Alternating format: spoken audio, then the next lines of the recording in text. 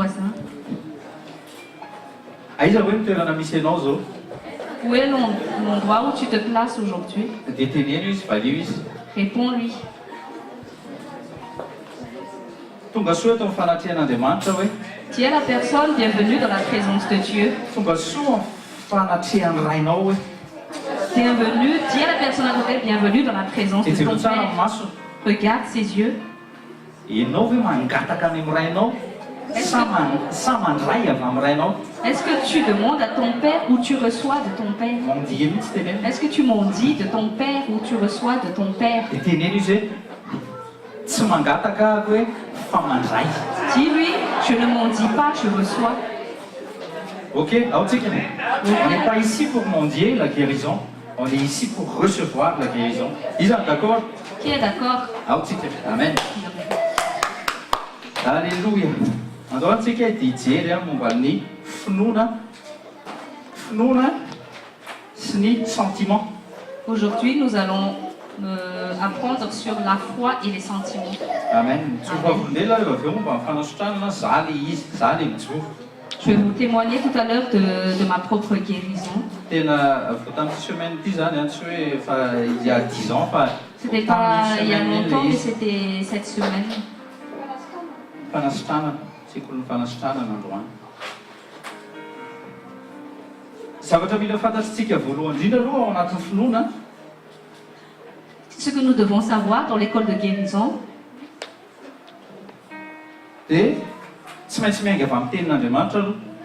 nous débutons toujours de par la parole de Dieu. Mihaino ny tenin'Andriamanitra aloha. Écoutez la parole de Dieu. Faharoa, mino ny tenin'Andriamanitra. Deuxièmement, croire en la parole de Dieu. Fahatelo, tsy mihaino ny feo ankoatran'Andriamanitra. Troisièmement, ne pas écouter les autres voix qui ne viennent pas de Dieu. Dia fahaefatra, mandray avy amin'Andriamanitra. Et quatrièmement, recevoir de Dieu. Misy mpampinompon'Andriamanitra zay a. Et un serviteur de Tsy hoe Dieu. Figolsoa fa zay ny anarany a. Smith. Smith ny anarany. Smith. Son nom est c'est Smith. Smith Wigglesworth. C'est un apôtre de la foi.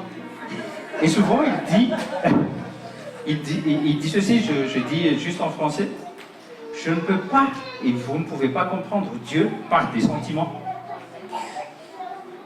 Je ne comprends pas le Seigneur Jésus-Christ par mes sentiments, mais je peux comprendre Dieu le Père et son Fils Jésus-Christ de par la parole de Dieu. Retomba dia mazava angamba le izy. Ianao no vao mitady an'Andriamanitra amin'ny tenanao dia tsy hahita azy mihitsy. Si tu cherches Dieu de par les désirs de ta chair, tu ne vas jamais voir Dieu. Fa mitady an'Andriamanitra ianao amin'ilay finoana napetranao anatinao dia hahita azy ianao. Mais si tu le cherches de par la foi qu'il a mis en toi, tu vas le voir. Amen. Hitantsika le izy rehefa avy eo. Nous allons le voir tout à l'heure. Mingatsika amin'ilay izy manko amin'izay hoe tenin'ilay mpanompon'Andriamanitra zay a. La raison pour laquelle on a commencé par la citation du serviteur de Dieu. Dia be da be ny kristiana ankehitriny a mbola manana mandeha amin'ny finoana ny sentiment fa tsy mandeha amin'ny finoana scripturel na finoana ny tenin'Andriamanitra. Il y a beaucoup de chrétiens de nos jours qui marchent de par la foi en leurs sentiments et non de par la foi en la parole de Dieu. Zany hoe mifinoana amin'ny zavatra hita ny maso, mifinoana amin'ny zavatra renesin'ny sofiny, mifinoana amin'ny zavatra iainany, mety pression bancaire, financière azafady.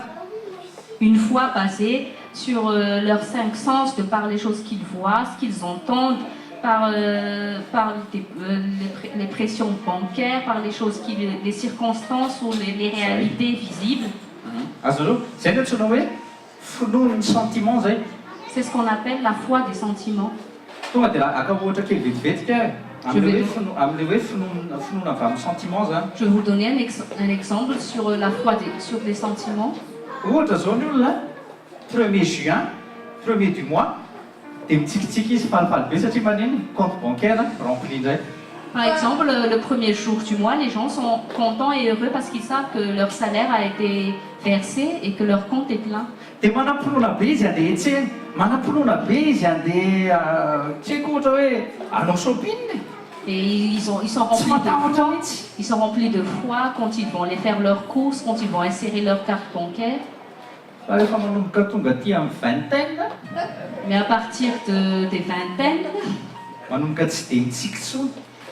le sourire commence à partir. Serré ceinture hozy izy vazaha. La ceinture se serre. Zay le olona miankina amin'ny finoany ny sentiment. C'est la personne qui Ça finit s'appuie au sur la temple, foi je du dis. sentiment. Kelikely zay le ao anaty campo. Parce que tout de suite, dans sa pensée, il va se dire « Ah, mon compte n'est plus bien rempli. Dia ny finoana scripturaire nefa dia zao. » Et la foi scripturaire de la Bible, Ny Andriamanitra dia mitsidro ao sy mitaha isan'andro, isan'andro, isan'andro, isan'andro. mon Dieu me bénit et mon Dieu pourvoit tous mes besoins tous les jours de ma vie. Nanomboka tamin'ny taon'Andriamanitra dia niteny amintsika ozy izy hoe manomboka amin'ity ozy izy dia izao no alpha sy oméga ny bergerie, ny ministère. L'année dernière, Dieu nous avait dit qu'il est l'alpha et l'oméga du ministère. Dia nanomboka tamin'izay tsika dia efa nampianarina antsika teneny akaikinao tadidinao izy zay zao. Et depuis l'année dernière, on nous a appris, j'ai la personne à côté de toi, j'espère que tu t'en rappelles, Isaky ny vao maraina ianao a, tous les jours, dès le rehefa mivavaka matin, vao maraina quand tu pries le matin, dia tonga dia miteny amin'Andriamanitra hoe c'est toi mon alpha, c'est toi l'oméga de ma vie. tu dis à Dieu, c'est toi Père, mon alpha et mon oméga. Iza zao tsy nadadina. Aleo tonga dia tsorona marina ka fa zao ataovy zay mametraka ny semaine ianao a dia Fais tonga ça tous dia les zay. jours, au début de ta semaine, au début de ta journée, dis que tu es l'alpha et l'oméga de ta vie. Satria maniny nampianarana fanahy masina tamintsika tamin'izay a Parce dia ny hoe Andriamanitra rehefa nanao a ny tany aman-danitra pendant 7 jours Parce que Dieu nous a appris que quand il a créé les cieux et la terre pendant 7 jours, dia rehefa mivita ny andro anankiray dia ozy izy hoe hitany fa tsara indrindra izany. et à chaque jour qui se terminait, Dieu finissait toujours en disant, il voyait que chaque jour était bon. Dia teny amin'indray voisin anao tianao ve fiainanao hoe tsara indrindra ny mason'Andriamanitra isan'andro. Est-ce que tu veux que ta vie soit bon aux yeux de Dieu tous les jours? Manana ny finoana. Et donc la foi, Teny mihitsy izy manana ianao finoana dis-lui, et la foi, fa izy no mianao a, izy no alpha sy oméga anao. qu'il est celui qui pourvoit tous tes besoins, qu'il est l'alpha et l'oméga de ta vie. 24 heures sur 24 hoe. 24 heures sur 24. Amen. Ampitsao zany andramina izy dia vitanao manokatra lalanao ny fiainanao Andriamanitra. Tsy te hahita finoana ampiasanao amin'ny alalan'ny sentiment intsony izy. Dieu ne veut plus voir que tu utilises tes sentiments, ta foi sur tes sentiments. Amen. Amen. Zay ny tanjon'Andriamanitra sy ny fanahy masina amin'ity andro androany ity. C'est le but du Saint-Esprit ce jour. Matoky raiso tsara ny noty mandraisa noty tsara Prends des notes. fa ianao io le finoana arahan'asa amin'izay ny ataonao fa tsy le finoana zay le miandry amin'izay zavatra hita hoe hitako le zay vao mihinao. Je vais voir à travers toi une foi qui suit avec des actes et non attendre de voir pour agir. Raiso ane finoan'ny Tomasy Nous allons voir la foi de Thomas dia hitantsika eto hoe iza ny Tomasy. et nous allons voir qui parmi nous est encore Thomas. Za so ihany fa tsy natao Tomasy nanako fa Tomy. Moi, je m'appelle Thomas, je m'appelle Tommy. Amen. Jean 20 verset 24-29. Jean andro faharoapolo andiny fahaefatra amby roapolo ka hatramin'ny fahasivy amby roapolo. Jean chapitre 20, versets 24 à 29. Be da be mihitsiny no mi se familiariser amin'Andriamanitra amin'ny sentiment personnel. Beaucoup de personnes se familiarisent avec Dieu de par leurs sentiments personnels. Dila ny teneniko teo hoe mi se sentir bien izy dia mieritreritra rehefa mi se sentir bien izy en bonne humeur izy dia hoe Andriamanitra miaraka amiko. Quand ils se sentent bien, quand ils se sentent de bonne humeur, ils se disent, ah, tu es avec moi. Dia rehefa mi se sentir indray izy ohatrany tsy dia masina, ohatrany tsy ao tsara zany tena akaikinao hoe roviana ihany ianao no ao. Et quand des fois ils se sentent pas bien, des fois ils se sentent pas sains, et ils se disent, ah, je suis pas bien aujourd'hui. Renulrena Raisnotia, donc en français, disent leur foi est basée sur leurs sentiments, alors qu'elle devrait être fondée sur la parole de Dieu. Et nos chrétiens n'ont pas donc. C'est toi le chrétien à qui je m'adresse. Amen. Jean 20, verset 24 à 29.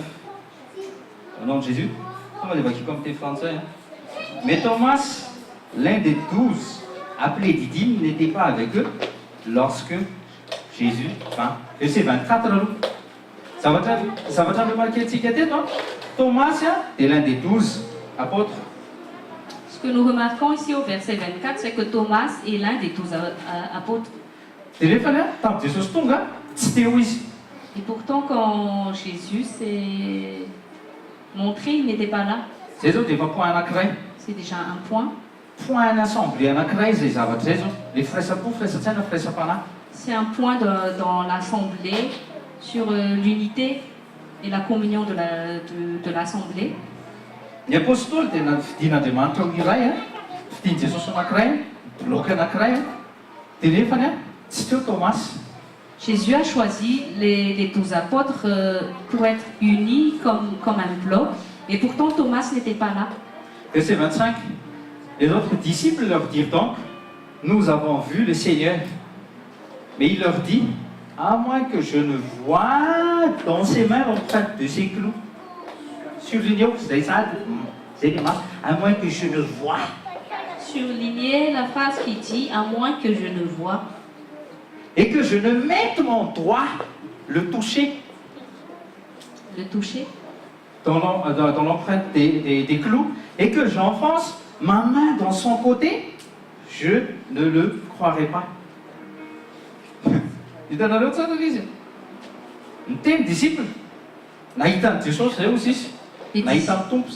disciples ont confirmé qu'ils ont vu Jésus.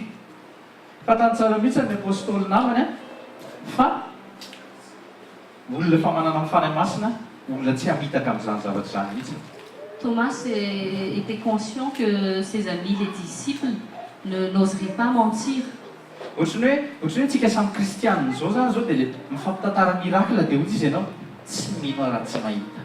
C'est comme si toi et moi, frères en Christ, et que je te témoigne un miracle et tu te dis non, je ne croirai pas si je ne vois pas encore. C'est un Thomas, à moins que je ne voie de ses mains l'empreinte des clous, et que je ne mette mon doigt dans l'empreinte des clous, et que je n'enfonce ma main dans son côté, je ne le croirai pas. C'est ça la foi sur les sentiments. La foi basée sur les sentiments. Dis à ton voisin, les sentiments, je te dis. Tes sens te mentent, ouais. Tout le temps, oui, tu vois, c'est pas tous les jours, pas tout le temps. Ça reste ça, hein? Pas un sens naturel. Les sens nous sont utiles pour les choses naturelles. Les femmes casquent naturel, non? Laissez de côté de sa sens naturel. Quand il s'agit des choses surnaturelles, tu mets de côté tes sens naturels. En joustique.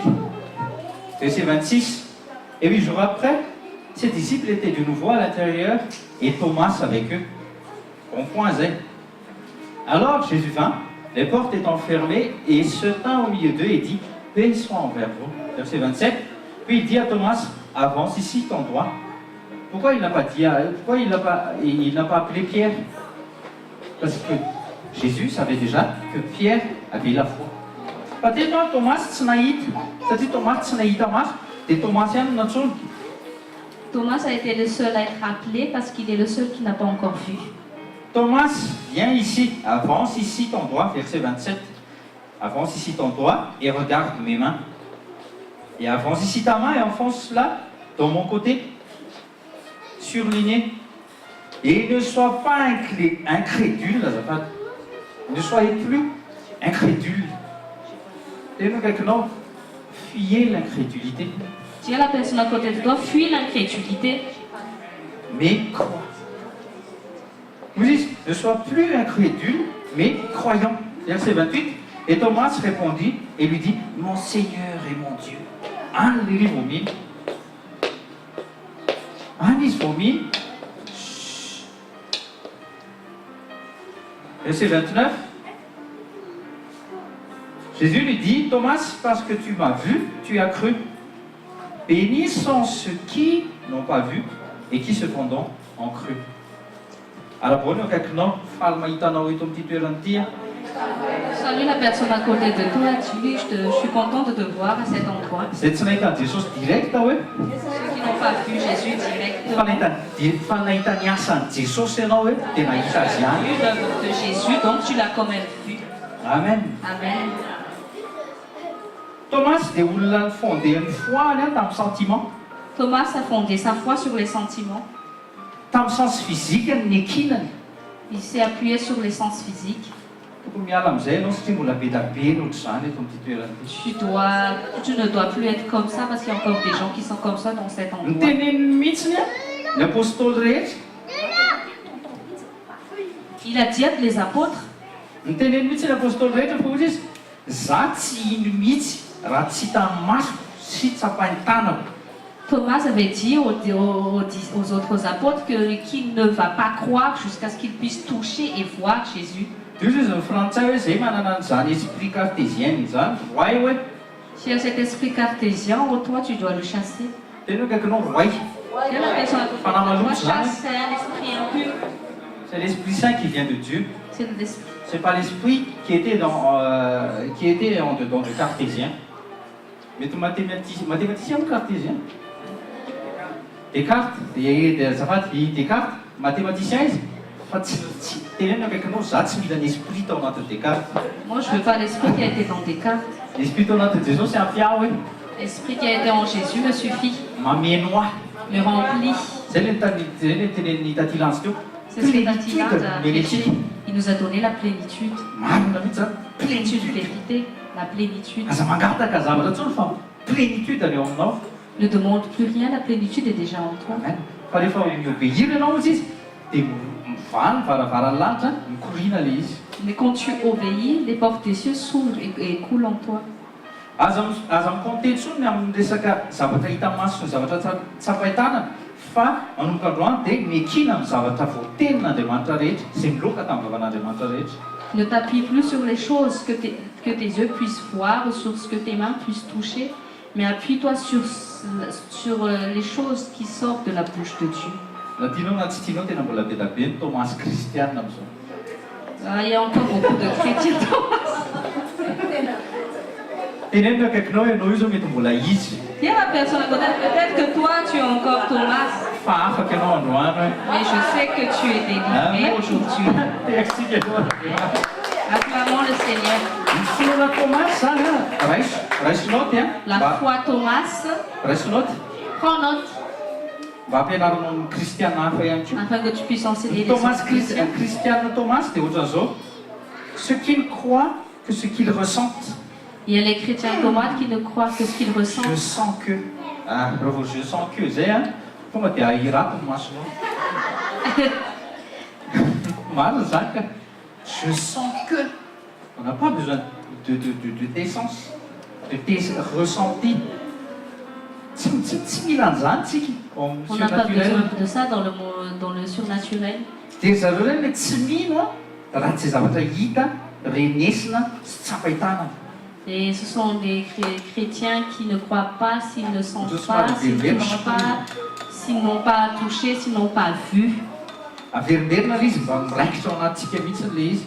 Ialantsika amin'izay hoe finoana avy amin'ny ressenti zay. Je le répète afin que nous ne basions plus notre foi sur nos ressentis. Raisinao ndraiky koa. Prends note aussi. Ny vraie foi dia avy amin'ny tenin'Andriamanitra. La vraie foi se base sur la parole de Dieu. Une vraie foi, la vraie foi en Dieu est basée sur sa parole. Tena mila ataonao zany. Mila mifantoka amin'ny tenin'Andriamanitra ianao. Tu dois te concentrer sur la parole de Dieu. Rehefa Andriamanitra zany no miteny hoe atsoina dia ho valiko ianao. Quand Dieu te dit appelle-moi et je te répondrai. Dia maninona izy? Qu'est-ce qu'il fait? Il te Mary izy voalohany indrindra. Ça veut dire qu'il premièrement il t'entend Dia avy eo izy mamaly. et après il va te répondre. Fa zao kosa aza tezitra raha ohatra hoe tsy mamaly eo eo izy. Mais ne sois pas fâché s'il ne te répond pas tout de suite. Anakabeazantsika tout de suite foana. La plupart de nous aussi, c'est Micro-ondes. les tout de suite. Nous sommes les Micro-ondes. nous sommes génération micro. Micro-ondes, 30 secondes. Tu dois être bouillant à 30 secondes. Cocotte minutes. Dans 15 minutes, je dois manger. Là, il y en a beaucoup. Selecta. Pic, pic, pic. Latsak. Stop. Tiens la personne à côté de toi, stop. Tena mila janona mihitsy izay zavatra izay. Il faut arrêter avec ça. Rehefa mivavaka amin'Andriamanitra ianao, rehefa mangataka aminy ianao, Quand tu pries à Dieu, quand tu demandes des choses, dia moa izy Jesosy qu'est-ce que Jésus dit? minosa ady. Jésus a dit, crois déjà. Croix déjà. Minosa ady izy izy. Minosa Crois ady. déjà Fa efa nahazo. que tu as déjà reçu. Dino ny atao? Juste aty lantsika eo. Misaotra. C'est ce que Misaotra ady izy izy. nous Taky remercions, nefa nahazo. comme nous avons déjà reçu. Amen. Amen. Afaka manontany taty lantsy a, tsy mifampiresaka mihitsy izay miladana, nefa jereo mampitoy tsara ilay izy. Tatinalement, nous ne sommes pas parlés, mais la parole de Dieu se suit. Amen. Amen. Raha vao basé amin'ny sentiment zany ny foanao a, Quand ta foi est basée sur les sentiments, amin'izay ressenti an'ity avec corps tes ressentis de ton corps, dia tadilo tsara fa les foi humaine sy naturelle zay no ampiasainao. tu utilises ta foi humaine, ta foi naturelle. Etabe no miteny rehefa mifanatrehan'Andriamanitra, eny mino an'Andriamanitra, Beaucoup de gens disent dans la présence de Dieu, oui, oui, je crois en Dieu, fa mino an'Andriamanitra amin'ny fikitiany Thomas izy, sy ny fahitany Thomas, sy ny fandreniany Thomas. mais ils croient en Dieu de la manière de Thomas, de par la vue de Thomas, de par le toucher de Thomas. Ao tsika, Nous sommes bien. ao tsika. Ok. Dia zao, raha ohatra tsika ka te hahazo vokatra spirituel, dikan'izay ny zavatra ampiasainao amin'ny naturel, ajanonao amin'ny côté mihitsy. Si nous voulons recevoir des résultats surnaturels, nous devons laisser de côté notre manière d'agir naturelle. Satria raha le foi humaine naturelle no ampiasainao amin'ny zavatra spirituel, dia tsy azo anao. Parce que si tu vas utiliser ta foi naturelle et humaine, tu ne vas jamais recevoir les choses spirituelles et surnaturelles. Ny antsoina hoe foi scripturaire na hoe foi miankina amin'ny tenin'Andriamanitra, Ce que nous appelons parfois basé sur la parole ou la foi scriptuelle, dia ny antsoina dia izay no antsoina hoe foi biblique, izay no antsoina hoe foi avy amin'Andriamanitra. c'est la foi biblique, c'est la foi de Dieu. Zany hoe le zavatra napetraka le foi napetraka atao anatintsika ihany zany no apetrakantsika amin'Andriamanitra mba hifandraisantsika sy azontsika sy fahasoavana rehetra avy aminy rehetra. C'est la foi que Dieu, que lui-même a mis en nous, qui va nous permettre de nous connecter avec Dieu. Misy olona zao, misy be da be zao ny olona ohatra androany zao école de guérison dia ametrahan-tanana foana ohatra mandray fotsiny aho ohatra mba tsy amin'anina reo hoe ianina angabo zany hoe efa nametrahan-tanana amin'ny masony ohatra dia à chaque fois école de guérison dia ametrahan-tanana foana amin'ny masony. Il y a par exemple des gens qui savent que comme c'est l'école de guérison, ils cherchent toujours à ce qu'on lui impose les mains. Par exemple, si ses yeux sont malades, ils veulent toujours qu'on lui impose ses yeux à chaque école de guérison. Dia zao matetika ary ny olona ohatr'ireny rehefa metrahan-tanana izy dia izy mbola tsisy fiovana, mbola tsisy fiovana, mbola tsisy fiovana, mbola tsisy fiovana. Et à chaque fois, ils disent toujours qu'il n'y a pas de changement. Dia tenenina akaikinao fa roviana ihany nisy le fiovana hoy. C'est la personne à côté de toi, mais le changement arrivera quand? Tenenina akaikinao le fiovana tsy avy any amin'ny pastera hoe Le changement ne vient pas de pasteur, fa le fiovana avy ao anatinao mino mais le changement fa mandray vient fanasitranana. de ta foi qui croit et que tu reçois la guérison. Za tsy miteny hoe mandainga manaraka hoe Je ne te dis pas de mentir, de hoe faire un lasa faux mandainga eo témoignage, hoe ametrahan-tanana dia andainga fa avoay le avy ao anatinao. mais faire sortir ce qui est déjà en toi. Ao tsika zao tadidio tsara les foi naturelle ampiasaintsika La foi naturelle que nous utilisons, ohatra hoe afaka mino ao zao e ohatra hoe ty zao caméra dia mino afaka caméra ty Par exemple, c'est une caméra, je crois que c'est une Kasihan caméra. tanako. Parce que je le vois et je peux le toucher. Ohatra zao misy eny amin'ny lalana efa fantatsika fa misy tomobile mandalo. Izay no antsoina hoe finoana. Rehefa mirehitra ilay jiro mena etsy dia mandeha miampita ianao sa tsy mandeha miampita. Mino anie zany ianao hoe tsy ho voadony rehefa handeha amin'iny zavatra iny. Tena hoe kaikinao zay hoe finoana naturel. Par exemple, quand nous sommes des piétons au milieu de la rue, que nous voyons que le feu pour les piétons est vert, nous avons la foi que nous pouvons traverser tranquillement parce que nous savons que le feu des voitures est rouge. Satria tsika zao miasa bebe kokoa tsika ny amin'ny monde physique, ny amin'ny zavatra hita maso. Nous sommes habitués à vivre selon le monde physique et le monde naturel. Dia matetika isika rehefa mamaky baiboly dia indraindraitsika mbola adino any amin'ilay foi, le naturel iny ihany noelitsika ao anatin'ny baiboly dia izay tsy ahitantsika vokatra surnaturel mihitsy. Et parfois, quand nous prenons la Bible, nous sommes habitués à encore utiliser nos sens humains de la parole de Dieu. C'est pour ça que nous ne voyons jamais des changements surnaturels dans notre vie. Aka ohatra indray, ohatra hoe resaka momba ny anjely sy ny asantsika. Par exemple, sur le ministère des anges, 90% ny olona eto zao tsy mino amin'izany.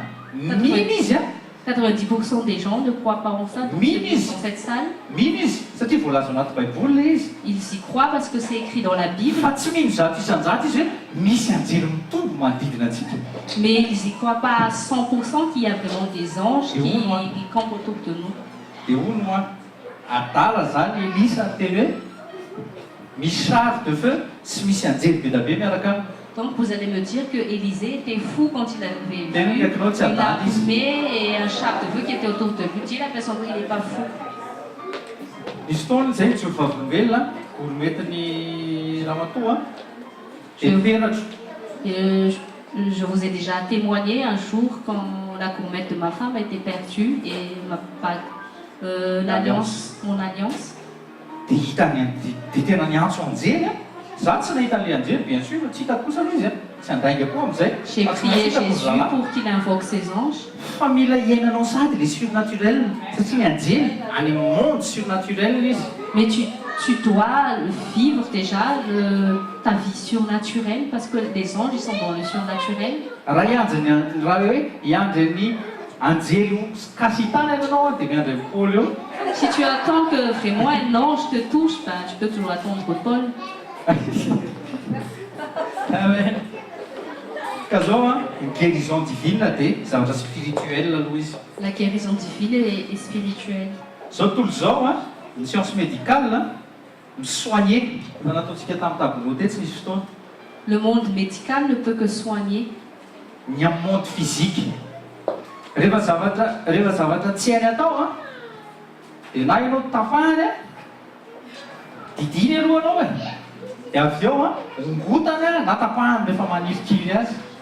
S'il ne trouve plus de moyens pour soigner un organe, soit il l'enlève, soit il le coupe. Zay ny anazy fa ny amin'Andriamanitra. Et pour Dieu, verina amin'ny laoniny. il te renouvelle. Verina amin'ny laoniny moa. Il te renouvelle. Raha ohatra ka misy zavatra niesorina teo amin'ny fiainanao a raha mino anao amin'ny anaran'i Jesosy na ataoko hoe rain le izy ohatra niesorina na apandisa teny ianao fa ilain'Andriamanitra iny. Qu'importe qui a pu être enlevé de ta vie ou un organe, si Dieu a fait qu'il existe et qu'il en a besoin dans ton corps. Dia miteny ianao amin'ny anaran'i Jesosy a averina izany androany amin'ny anaran'i Jesosy. Je commande dans le nom de Jésus. Dia tenenino akaikinao On le indray. rende. Tenenino akaikinao amin'ny finoana nandraisana avy amin'Andriamanitra. C'est par la foi que nous recevons de Dieu. Amen. Nanify areo a. Même les dents, Nanify niongotra areo a. Vitan'Andriamanitra mamerina anio. même si tu es denté, il peut te créer de nouvelles Amen. dents. Ka tadidio zany fa ny guérison dia spirituel. Ary ny tena marina ny zavatra rehetra dia spirituel daholo. La guérison est spirituelle, même toute chose est tout d'abord spirituelle. Alléluia. Raha raintsika ohatra zao ohatra hoe 2 Corinthiens 5:17 resaka momba nouvelle naissance en particulier zany io verset io a. La nouvelle naissance dans 2 Corinthiens chapitre 5 verset 17. Dia raisiko ataoko ino moa zany raisiko en parallèle le izy a mba ahaizantsika an'le izy hoe tamin'ny nouvelle naissance anao hoe tsy tsapanao akory le izy tsy fantatrao le izy fa efa taty aoriana vo fantatrao le izy oui tena tera-baovao a. Dans la nouvelle naissance, tu n'as pas senti, tu ne vois pas de tes yeux, mais tu as juste cru de par la parole de Dieu que tu es une nouvelle créature, que tu es né de nouveau, intérieurement et spirituellement. Dia kitio ndray no akaikinao dia sady jereo izy dia kitio ohatry izay koa fandraisanao fanasitranana avy amin'Andriamanitra. Il est de même pour recevoir ta guérison venant de Dieu. Zavatra spirituel le izy a. C'est spirituel, Tsy zavatra sensationnel mais c'est pas sensationnel. avy amin'ny resaka sens zany fa tsy le sensationnel le émerveillé le sens émerveillement no teneny eto a. Zay le tiako teneny. Raha Paul zao miteny amin'io amin'ny 2 Corinthiens 5:17 io a. Si Paul a dit cette parole dans 2 Corinthiens chapitre 5, verset 17, Il a dit par conséquent, si quelqu'un est en Christ, il est une nouvelle créature. Les nouvelles créatures ateneny eto a. Tsy hoe io dato ihany raha taty Colombe dia io fa tsy taty Colombe sy dato ihany tsony ny fatira vaovao androany dia lasa dadatoa hafa mipetraka eo dia taty hafa. c'est pas, par exemple, si quelqu'un, une personne est née de nouveau et que la nouvelle créature, c'est carrément une autre personne. Zay izy fa les créatures le ato anaty ato le homme intérieur né de nouveau. C'est ton homme intérieur qui est né de nouveau. Alléluia. Ny zavatra mikasika ny chair dia avy aloha hijanona amin'ny chair any. Qui Ny est... sens charnel aloha hijanona amin'ny charnel any any. Mais de côté tes sens charnels et tes sens naturels quand tu es avec Dieu. Fa plutôt rehefa miaraka amin'Andriamanitra velominy kokoa ny resaka momba ny spirituel zany hoe zay zavatra mikasika ny spirituel. Hoy izy Paul ka mikatsao izy izy a katsao ny zavatra avy any ambony. Quand tu es avec Dieu, éveille tes sens spirituels, parce que Paul avait dit que de chercher les choses d'en haut. Raha tsy omen'Andriamanitra maso manokana zao tsika tsy afaka hita an'izany daholo ny olona nampanampon'Andriamanitra ary izy hoe iny fa manolo tena indray ohatry hita différence tamin'ny fotoana nanoranao tena ho an'i Jesosy dia hoe iny a fa tena nisy olon'Andriamanitra le fo taloha dia nasiana fo vaovao dia nasiana esprit vaovao. Azonareo moa tiako teneny tsisy mahita an'izay zavatra izay kanefa zavatra vitan'Andriamanitra le izy teo amin'ny fiainanareo tsirairay avy teo amin'ny fiaina. Dans la nouvelle naissance d'une personne, aucun de nous n'a pu voir, à moins que Dieu nous fasse grâce d'avoir des yeux spirituels, qu'en fait Dieu a enlevé un cœur de pierre, qu'il a mis un nouveau cœur de chair et qu'il a mis un nouvel esprit dedans. Ohatra zao raha izy aminareo zao ohatra misy fanoloran-tenan'ny olona sentiment miasa. Il y a beaucoup de gens qui Rehefa manolo tena qui donnent leur vie à Dieu. qui donnent leur vie à Dieu de par leur conduit, par leurs sentiments. Zany hoe miaccepter Jesosy ho tompon'ny fiaina manokana izy. Zany hoe satria be loatra ohatra hoe ao anatina séminaire anankiray dia be da be le olona. Par exemple, dans un séminaire, il y a la foule qui vont courir pour donner leur vie à Dieu. Dia fanamasina sy fanatrehan'Andriamanitra efa miasa be mihitsy zany en grande pompe zany ao anatin'ilay fanatrehan'Andriamanitra. Et que le Saint-Esprit est en action dans la présence de Dieu. Dia noho le fanamasina miasa miemane eo amin'ny fiainantsika ireo a. Et de par le Saint-Esprit qui agit et qui émane de notre vie. Dia raha ohatra hoe misy jetrisa tafaraka amintsika dia tellement izy efa baigné ao anatin'le monde zany a. Et que s'il y a une personne, un croyant qui arrive et qui voit cette ambiance. Dia rehefa miteny mpanompon'Andriamanitra hoe manatona ty izay te hanolotra ny fiainanao an'i Jesosy. Et que si le serviteur de Dieu fait un appel pour s'ils veulent donner leur vie à Jésus. Dia be da be mihitsy ny olona miazakazaka ery amin'ny devant. Il y a beaucoup de gens qui courent Fa be da be vers amin'ireny l'avant. olona ireny noho le sentiment, noho le musique, Mais noho la le musique d'adoration. Mais beaucoup des l'ambiance personnes dans vidéo. ce genre sont conduites par l'ambiance, par la lumière, les décors, par leur sens. Dia satria dia zay mihitsy. Dia satria ohatra hoe ho antsika izay fanandray ny fanahy-masina zao arakaraky ny fiasan'ny fanahy-masina antsika misy fotoana antsika tellement comblé dia mitomany. Par exemple, il y a des gens qui ont été touchés par le Saint-Esprit, qui ont été remplis, qui ont pleuré. Karaha tsy miambona koa ny anankiray dia mahita niraikana ny toany dia ohatrany hoe olona voatsindrona ohatrany hoe olona very ohatrany hoe olona tsy haiko ohatrany hoe olona hoe ahoana hoe ohatrany hoe maty ny dadan'ilay anankiray dia mitomany izy dia mba io koa dia ohatrany hoe mba miara-ory io. Et que voyant la personne qui pleure, si la personne à côté ne fait pas attention, s'il ne discerne pas, ben de par ses sentiments, vont être touchés, vont aussi pleurer avec cette personne. Satria manko raha remarqué nareo anaso aloha entre parenthèse kely rehefa misy rehefa mandeha amin'ireny rehefa mangina olona maty ireny Quand nous venons quand nous rendons visite à des obsèques, à la famille, lors d'un obsèque, la porte. Dia remarqué tsara ny fa na tsy te hitomany ary olona anankiray. et Vao mahita olona mitomany dia mitomany daholo izy zareo. si par exemple dans toute la salle les gens pleurent et si une personne arrive que même s'il n'a pas envie de pleurer, automatiquement il va pleurer. Ahoana izy Jesosy mivoana nareo. C'est pour ça que Jésus avait dit sortez, Nanakitaba azy loatra tao amin'ny tranon'ny Jairosy parce qu'ils les pleurs. les pleurs dans la maison de Jair. Jaïr l'ont embêté Jésus. Dia niolofoloana sisa ny najanony teo. Et il n'a réclamé que les personnes de foi, Petera, Pierre, Jaona, Jean, Jacob. Jacques Dia Jairosy mivady satria nino izy. et Jaïr et sa femme parce qu'ils ont cru. Raha tadidinareo tsara zao tsara ny tenenin'le rehefa nanantony Jairosy. Jesosy hoe maty ny zanako dia ozy izy ny olona hoe efa maty izy fahaza manakorotana mpampianatra intsony ianao.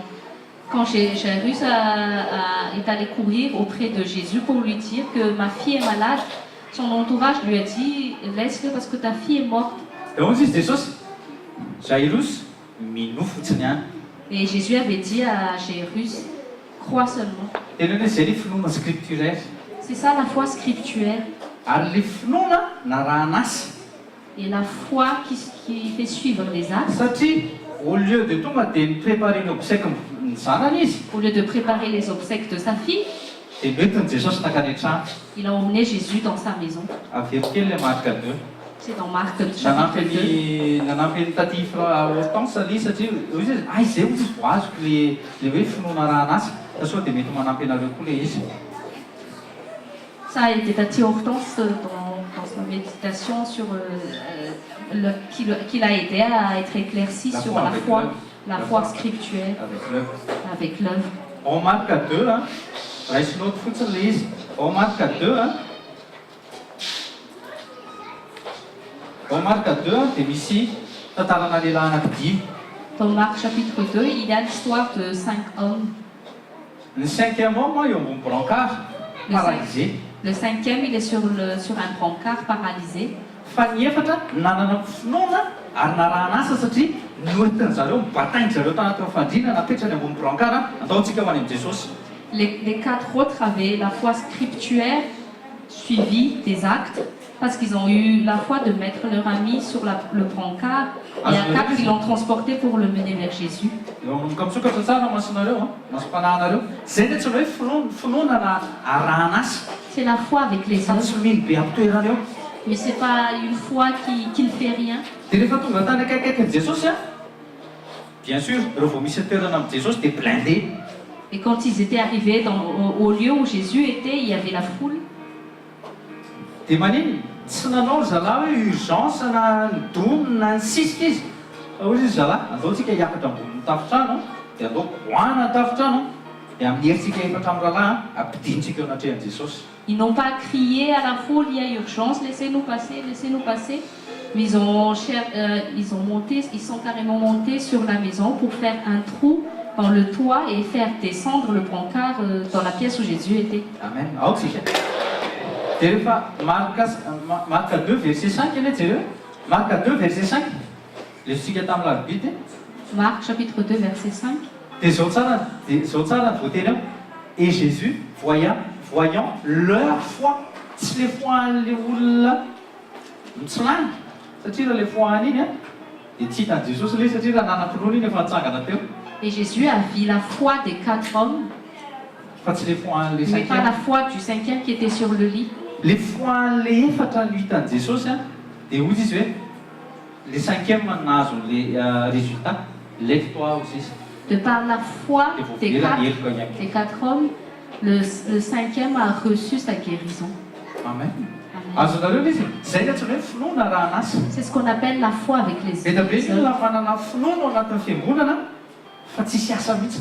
Beaucoup de gens à la fois dans Dia l'église, olona mais il izy n'y a aucune tateotazy œuvre. ny averiko hoe asany dia hoe tsy maintsy manao koralina na hoe miditra teknisiana sy karazana. Azonareo amizay ny finoana raha an'asa. Zao aloha toko vaina andiny valomroapolo fa sivy amby roapolo Jean 6 verset 28-29 6 28-29 inona nataonay mba hanaovanay ny asa an'Andriamanitra dia hoy Jesosy ny asa an'Andriamanitra dia mino izay norahana. C'est quoi? Qu'est-ce qu'on appelle l'œuvre de Dieu? L'œuvre de Dieu, c'est de croire en celui qui l'a envoyé. Dia izy anefa ny lalefy teny tonga nofo. Et qui a Jésus. été envoyé? C'est Jésus, la parole faite chair. Jesosy. Jésus. Amen. Hitanareo le mahasamihafa an'ilay izy. Ka be tabe ny olona zany ohatr'izay verina amin'ny ohatra anankiray teo tonga avany dia miazakazaka eo amin'ny lohanao dia satria mitomany ny anankiray dia mitomany koa izy nefa tsy voakasika amin'ny fanahy masina akory izy. Il y a des gens qui pleurent parce qu'il a vu celui qui a été touché par le Saint-Esprit qui pleurait. Ben, il se dit aussi, ben, moi aussi je vais pleurer. Si le Saint-Esprit ne te fait pas pleurer, ne pleure pas. Si le Saint-Esprit ne te fait pas tomber, ben, tombe pas. Aloha ataony zany le izy. Aloha ny fanahy masina manao azy Il faut laisser le Saint-Esprit tsy sentiment anao le izy. contre contrôle et non tes sentiments. Zay no mahatonga an'ireny olona ireny raha marika antsika tsy hoe à 100% fa ny ankabeazany avy eo izy tsy hita koa. Et la plupart de ces personnes, on ne les voit pas. Dia nefa misy ka anankiray izy zay tsy mahazo tsara teny akaikinao aza tsara izaniza mihitsy. Si la personne à côté de toi ne juge personne, Misy olona tena jereo na Samuel ray vao fitaka fo nahitany Abinadab izy tena zany roi d'Israël. même Samuel a été trompé Tonga aussi dia parce que nitsiana Andriamanitra. quand il a vu le frère de David, il s'est dit c'est sûrement le roi d'Israël. Tonga dia nitsiana Andriamanitra. Za mijery ny ao anatin'ny fo fa za mandinika amin'ny fo fa za tsy mijery ny ivelany. Et Dieu avait dit que moi je ne regarde pas de l'allure Raisinoty extérieure, je regarde le cœur. raisinoty raha zay fomba fijerin'Andriamanitra tokony zay koa fijerinao. Si c'est la manière de voir de Dieu, ça doit être aussi notre manière de voir. Aoka ianareo tanteraka tahaka ny fahatanterahana ianareo zay any an-danitra. Soyons parfaits comme Dieu est parfait. Zay le izy. Misy zao ny olona indray discrète kely izy tonga ao fanatrehan'Andriamanitra. Il y a des gens Discrète kely izy qui sont manofera amin'Andriamanitra. qui viennent dans la présence de Dieu, ils sont discrets quand ils donnent leur vie à Dieu. Ianao tamin'ny fampianarana anao hatramin'izay dia hoe ny olona rehefa tonga ao fanatrehan'Andriamanitra dia tsy maintsy mijery. Il y a des gens qui enseignent que dans la présence de Dieu, il faut que tu Dia tombes. be tabe mijery dia nefa tsy miova fo. Il y a beaucoup qui tombent mais qui ne changent pas de cœur. Dia misy nefa ny anankiray tsy mijery izy. Et pourtant, il y a une personne qui n'est pas tombée. Nefa izy avy eo présente foana sady miova. Mais après, elle est toujours présente et elle a changé. Dia tenenina akaikinao izy ary inonao le nianjera sa tsy le nianjera tsisy vokatra sa le nijoro fa nisy vokatra. De ces personnes, tu vas voir celle qui est tombée sans changement ou Sans celle transformation zany. qui est restée debout mais qui a changé. Ka ny fomba fiasan'ny fanahy masina zany any amin'ny jaona toko fahatelo Jesosy nanazava tsara tsy fantatritsika an'izay tena fomba fiasany loatra fa nitsombosombo ny fomba fiasan'ny fanahy masina ny hitatsika. Fa limiteny izy. Dans Jean chapitre 3, Jésus explique Le vent souffle comme il veut. que le Saint-Esprit est semblable au vent, on ne sait pas d'où il vient. Ka tsy afaka jerentsika zany zao ity zao raha misofle tsy afaka jerentsika hoe mihodina ohatry zao ve izy maka sens l'aiguille du montre sa manao ohatry zao sa any ambony sa. Donc comme le vent, on ne sait pas précisément comment le Saint-Esprit se montre ou se manifeste, mais on voit que les résultats. Amen. Kaza manankina amin'ny zavatra hita amin'ny maso. Ne t'appuie pas sur les choses que tes yeux Aza voient. miankina amin'ny zavatra hita amin'ny maso, zavatra renesiny sofina. Ne t'appuie pas sur les choses que tes yeux naturels puissent voir et que tes oreilles naturelles puissent entendre. Amen. Amen. Raisinoty indray. Prends note, Ho antsika kristiana zany dia ny voalohany indrindra amin'ny fiainana pour nous les chrétiens, dia izay tenin'Andriamanitra foana. la priorité est la parole de Dieu. Raha mbola hiaraka tsika na mbola firy taona na firy taona Si nous allons encore emprunter le même chemin, Nous allons répéter toujours la même Base chose. dia tenin'Andriamanitra. La base est la parole de Dieu. Tenin'Andriamanitra dia aveo finoana ny tenin'Andriamanitra La parole de Dieu, la foi en la parole de Dieu, dia manaraka amin'ny rehetrarehetra. toutes choses suivent naturellement. Alléluia.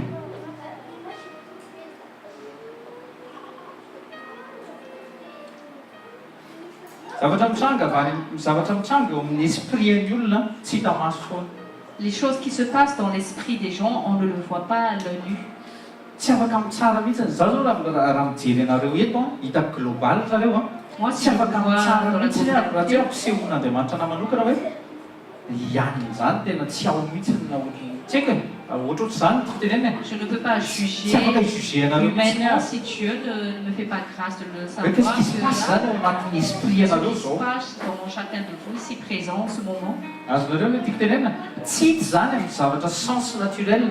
on ne peut pas voir ça par les sens naturels. Fa ny sens naturel zao dia ohatra hoe hihinan-kanina avy eo dia mitetika concombre dia mitetika hena izay ny hita maso. Dia avy eo izy nareo rehefa masaka izy avy eo dia aroso ambony latabatra dia izy nareo oui. Les sens naturels, c'est par exemple quand nous préparons le repas, nous coupons le concombre, nous allons le cuisiner et puis on va manger ensemble et on sait tout de suite qu'on va manger. Fa tsika zao a sakafon'Andriamanitra, sakafo spirituel zany zao nomeny eto a. Ny fomba fiasan'Andriamanitra fantako fa surnaturel fa tsy hitako maso le izy zao za manokana. Tsy hitako fa nefa zao kosa arakaraka ny finoanao a no andraisanao an'le izy. Et en ce moment-là, nous sommes en train de... Dieu nous offre un repas spirituel et nous le recevons que par la foi. Amen. Amin'ny finoana nandraisana an'izy rehetra. Nous le saisissons par la foi. Tsy tadidiko hoe izy moa no tenenin' Jesosy an'ity tsy haiko na le vehivavy syrophénicienne le sa le romana izy tongava aminao arak'izay inonao izy izy. Le vehivavy syrophénicienne. Jésus avait dit à la femme dans la Bible, reçois comme selon ta foi. Selon ta foi. Averena selon ma foi. Selon ma foi. Tsy haiko zany ohatry ny inona zany finoana izay andraisanao tenin'Andriamanitra androany. Je ne sais pas c'est de quelle foi, comment tu reçois la parole de Dieu aujourd'hui. Alléluia. Laisse l'autre là. Psaume 119, 89. Prends note dans Psaume 119, verset 89. Ny tenin'Andriamanitra tsy mihozongozona indrindra ka azo iakina. Pour toujours, ô Seigneur, ta parole est établie dans les cieux. Zay voateny ao anatin'ny tenin'Andriamanitra, Psaume 119, verset 89.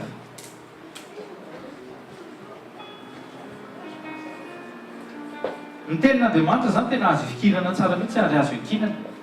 Satria tsy mba miovaova. La parole de Dieu ne change pas. On peut donc s'appuyer dessus, Satria izy mihitsy s'appuyer no dans miteny la parole. Satria izy mihitsy no miteny hoe rehefa niteny izy dia hoefaina. Ary rehefa nilaza izy dia mitovy. Parce que Dieu a promis que quand il dit, il va toujours exécuter. Nombre 19, nareo mety azany 23. Nombre chapitre 19, verset 23. Alléluia. Tena kaikinao ao tsara ve ianao? Dis à la personne à côté, est-ce que tu es bien là? Ianao zany tena mila miankina tanteraka foana amin'ny tenin'Andriamanitra. Tu dois t'appuyer sur la parole de Dieu. Si tu es perdu, Rehefa mitady amierhevitra anao ny zavatra hitanao. si les choses que tu puisses voir cherchent à te troubler ou te perdre, Rehefa mitady amierhevitra anao ny zavatra renesy sofinao. si les choses que tu entends de tes oreilles cherchent à te perturber, Zay zavatra mety touchenao koa mitady perturbe anao ou les choses que tu puisses te toucher cherchent à te perturber, dia andana miverina amin'ny tenin'Andriamanitra. reviens dans la parole de Dieu. Tsoro amin'ny sadiditra amin'ny vavolombelona atao ary. Je vais vous raconter mon témoignage. Namangy tokantrano zay tamin'ny sabotsy a. Nous avons visité une famille samedi dernier.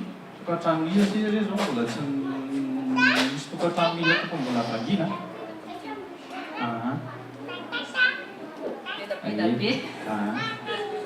Baiko mifanahy masina mihitsy le izy au fait ary afaka manontany nareo andro rehefa mivangina tokantrano.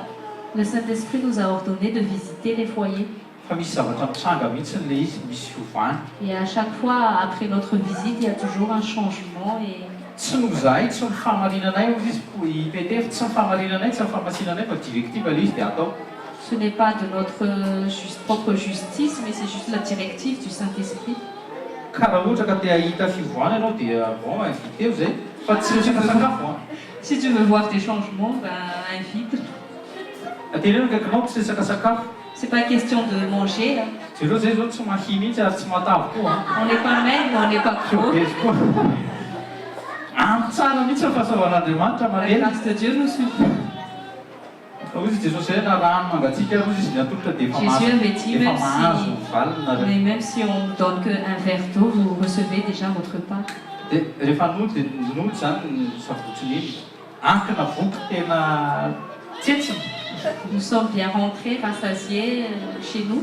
mahantra an Jesosy zavatra nisanga rehefa lahady dia nandeha voky izay efa mianaka dia misy narary be taty ambany taty teto mikipo teto misy narary be fa tsy diany akitsy ata izy.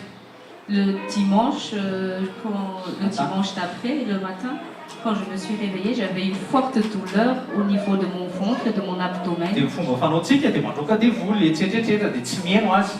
Comme ce qu'on a appris, on impose les mains, on refuse les douleurs. Teneno kaikinao mety mihitsy zay hoe Tiens, personne à côté de toi. dia zao nefa le izy ny finoantsika misy fotoana misy manohatra. Parfois, notre foi Misy manohatra misy obstacle tsy haiko. parfois, il y a des obstacles à notre foi. Dia zao a rehefa La foi refuse. au fait le izy tsy hoe mirefuser fa izy koa miinsiste. Ignoreko le izy Que notre foi est mise à l'épreuve. misy à l'épreuve dia ignoreko le izy dia niara sakafo tamin'izy te mianaka J'ai ignoré la douleur, ça va tsara. j'ai continué à manger. Dia ohatra nisy fotoana hoe fanjovavenanareo tamin'izao zany tsy te ahitanao intsony rehefa avy eo ataoko an'izay tsara. Et je dis à la douleur, je ne veux plus te voir, te sentir là, je ne veux plus que te voir. Lahady alina teneniko anareo tsy natory. Dimanche soir, dans la nuit, je n'ai pas réussi à dormir. Sady mafy be teto Mon abdomen était très endurci.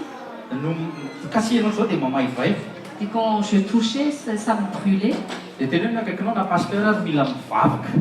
Là, la personne à côté, même un pasteur a besoin de prier. Dia natsoka izy menada vinareo aty vavao a. Et j'ai appelé le frère et la sœur. Teneno akaikinao jereo mihitsy ny masony. Dis à la personne à côté de toi. Ny onction tsy mahavonjo hoe. L'onction ne te sauve pas.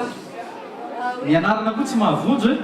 Le nom aussi ne te sauve pas. Aza orgueilleux hoe. Ne sois pas orgueilleux. Za zao tena nila famonjena natsoko zareo avy aty vavao. J'avais besoin d'aide, je les ai appelés, je leur ai demandé de prier Teo izy pour moi. menada ianao be mozy zapio nena ohatsy izy nivavahana. Et ils ont dit, mais t'es rempli d'onction, comment on va prier pour toi?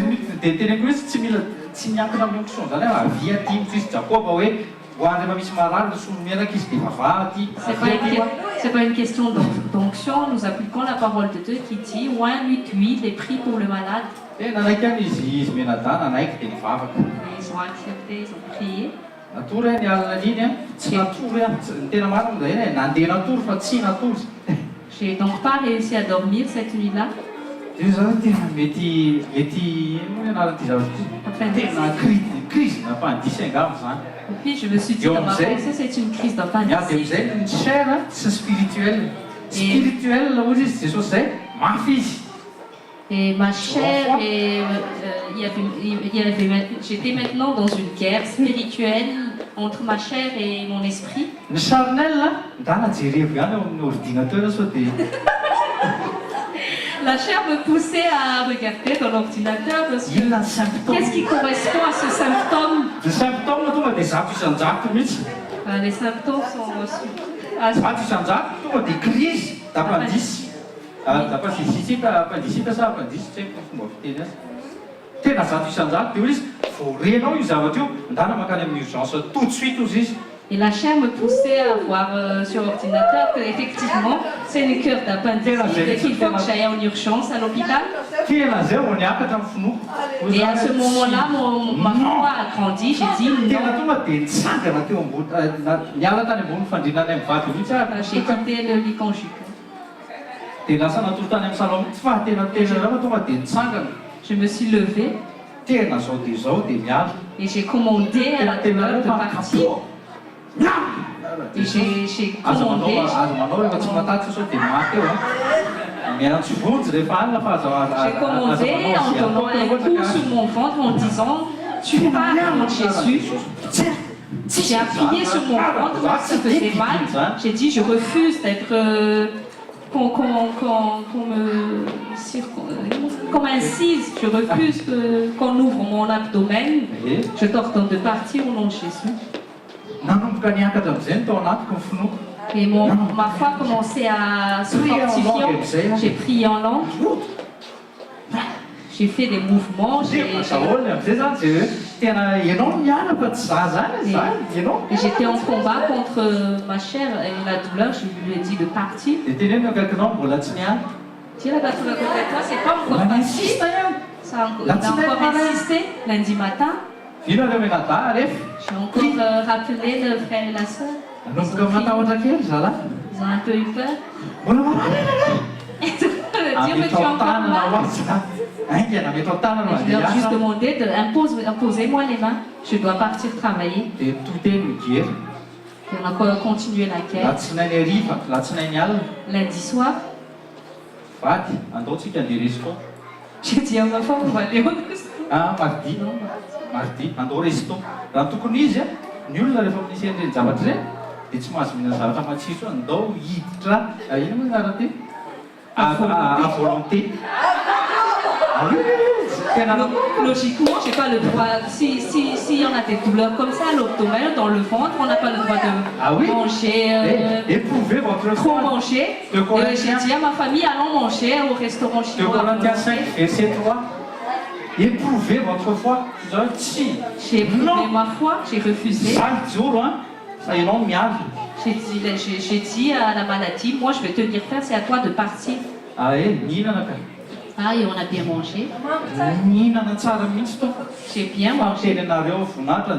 Mais gloire à Jésus. Je suis en bonne santé. Je ne suis pas partie. Et je proclame que cette foi qui coule en moi coule aussi en vous dans le nom de Jésus. C'est pas moi, c'est pas le frère, la sœur qui est quelque chose. C'est pas ta justice, c'est pas ta sanctification, mais c'est le nom de Jésus. Et la puissance du Saint-Esprit, je vous enseigne à tenir ferme jusqu'au bout. Oui, ma foi était mise à l'épreuve. Et dans mes pensées, et si c'était... Non, j'ai refusé. Je remercie le Seigneur. Plus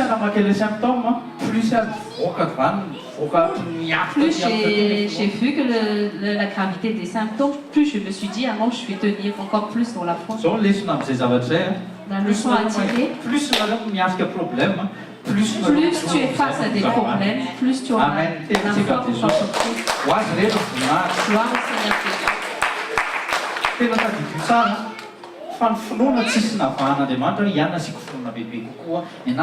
Dieu n'a pas fait le favoritisme dans la foi. Il n'a pas décidé de mettre un peu plus de foi dans Romains 12, tel, verset dans 3. tel. Romains 12, verset 3, c'est car je dis par la grâce qui m'a été donnée à chaque homme qui est parmi vous de ne pas avoir une plus haute opinion de lui-même qu'il ne devrait. C'est ça les zavatra teneniko teo nampianariko anareo. Rehefa mila hivavahana ianao na pasteur be ositra na kely ositra na tsisy ositra na mangataka vavaka. Que tu sois pasteur ou pas pasteur, n'aie pas honte de demander des prières. Eritreretanareo fa na Estérary natsoka avy aty prie pour papa. Tena Même à ma tsotra fille, je lui ai demandé de prier pour miala moi. vako bois kely tonga Et dia mon fils aussi, il a prié, il a posé ses mains. Zary izy iaino tena kaikinao iaino moa le izy. Tiens, la personne à côté de toi, vis la parole. Eto amin'ny école dia enseigner nareo À l'école, enseigner on vous nareo enseigne. tsy mitory-tena eto fa mitory-teny. Je ne parle pas de moi-même, je parle de la parole de Dieu. Mais de penser simplement selon que Dieu a départi la mesure de foi à chaque homme, à chaque homme, Zany hoe Andriamanitra dia nanisy finoana tsy haiko na 4% aloha le izy ohatra hoe teneniko ohatra hoe 10% anatin'ny taty hortense ao anatin'ny daty dioxa ohatra samy 10% fa avy eo amin'izay ny utilisenareo an'le izy no tsy mitovy mety miakatra kely 50 azy miakatra mety nidina 5 indray fa avy eo rehefa niaraka tamin'ny ten'Andriamanitra miakatra 15 indray miakatra 20 miakatra avy eo lasa mitovy le izy avy eo. Il y a des gens qui utilisent jiro leur amin'izay foi. masony eo akaikinao. Il y a des gens qui utilisent leur foi à 10%, à 20%, mais en fonction que nous méditons la parole de Dieu, la foi peut être activée à 90%, à 100%. Dinio masony eo akaikinao dia jery eo tsara izy dia teneny hoe tsy miangatra Andriamanitra. Dis à la personne à côté de toi, Dieu, il n'y a pas de favoritisme avec Dieu. Dieu ne fait acception de Dieu ne personne fait pas comme disent. d'exception de personne. Dia zao manko le izy be da be ny sasany mety mieritreritra be finoana be koa paster zany. Il y a beaucoup de gens qui peuvent penser, mais pasteur a beaucoup de foi. Non, mitovy ny finoantsika sy anao. Moi, je te dis, on a la Fomba même foi, fiasantsika tsy mitovy. mais la manière dont on l'utilise est différente. Fa zay vahadro mba averina fa hoe tsy miafika problème financière misy fotoana. Peut-être que quand vous nous voyez, parce que des fois, nous aussi, on peut traverser des épreuves financières. Fa ny fomba fiadantsika azy ny tsy mitovy. Zay ny Mais c'est tentsika notre attitude à face aux école de difficultés solution. qui est différente. C'est ce que nous apprenons dans l'école des solutions. Ny aretina sao dia averinareo fa misy fotoana satana tsy mba mikitikitika eo aminay ciel grippe et tout ça et Peut-être tout que ça. vous pensez que jamais le rhume, jamais les maladies viennent venir dans notre maison. Hita amin'ny adresy fa varavarana ny tsitany. Il voit notre adresse, mais il ne voit pas la porte d'entrée. Satria ny varavarana efa misy anjely amin'ny anaran'i Parce Jesosy. qu'à notre porte, il y a les Anao anges de koa Dieu zany au nom de amin'ny anaran'i Jésus. Jesosy. Et il est de main pour toi dans le nom de Jésus. Ny sasany tsy hoe hita fotsiny ny adresy fa mbola sokafa mihitsy ny varavarana. Aretiko ty. Il y a des gens qui, non seulement la maladie voit leur adresse, mais ils leur ouvrent carrément la porte en disant cette maladie est héréditaire, ça nous arrive, c'est dans la famille, c'est normal. Tous les membres de ma famille sont morts de cette maladie héréditaire, Dana jereo kely génétique. tantarany Jabez. Va lire l'histoire de Voy Jabez. izy non bloqué reto ty. Il a dit non, non, je refuse, je bloque cette malédiction. Sisa te bloqué ny aretina tsy ho any amin'ny tarana intsony. Qui veut bloquer la maladie de sa génération? Tena Soit dans le nom soaponareo de Jésus. teo amin'ny fiainanay nisy an'izany tokoa. Dia papanay nino an'izany, dia bebe anay nino an'izany. Dans ma famille, Ulcère d'estomac. il y avait les membres de ma famille qui sont tous morts d'ulcère Ah tena maty d'estomac. daholo mihitsy na tonton tantiny na Les oncles, mes cousins, mes cousines, nombreux sont morts de cette maladie. Fa sendra nandondona tena mivaravara ny ratomi izy. Et cette maladie a essayé de frapper à la porte de Tommy. Hoe Tomi ka efa nanana an'i Jesosy. Et Tommy avait déjà Jésus. Dia teneno akaikinao hoy tafiany mihitsy ny ahy.